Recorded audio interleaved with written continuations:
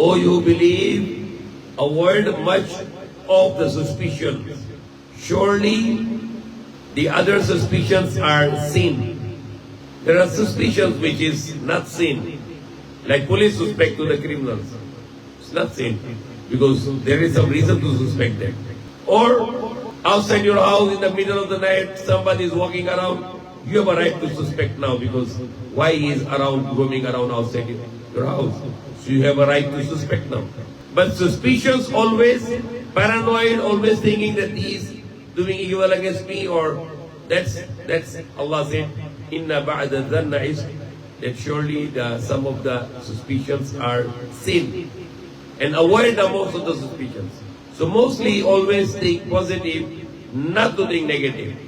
Don't just immediately say, oh, he's doing wrong. I saw him with, example, you saw a brother in a bar, a Muslim brother, you saw him in a bar. And you pass by, astaghfirullah, astaghfirullah, astaghfirullah. He's shaitan, shaitanul kabir, shaitanul khabis. And then, what happened now? He went there to buy water because he's thirsty, he cannot find any shop, so he's just buying a water. But you already judged him. It is a big shaitan. He's in the bar, maybe he's drinking alcohol. You cannot judge people one-sided.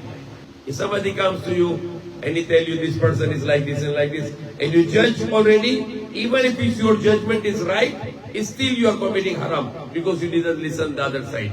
It is not allowed to suspect someone without listening them. You must listen the person before you suspect him. There are many times it will happen.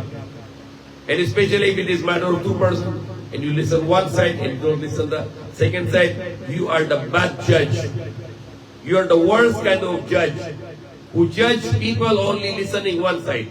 There is no any court in the world who will not listen the witness against the accused and never listen the accused. There is no such judge in the world. There is no court in the world who only listen the witness and never listen the accused. You must listen the accuser, you must listen the accused. وَلَا تَجَسَّسُوا, and do not spy each other. Spying is very bad. So it's a very bad attitude to spying other people. But if it is war, of course there is a justice in the war. وَلَا يَغْتَبُ, and don't make backbiting. In Tagalog they call it chismoso or chismis.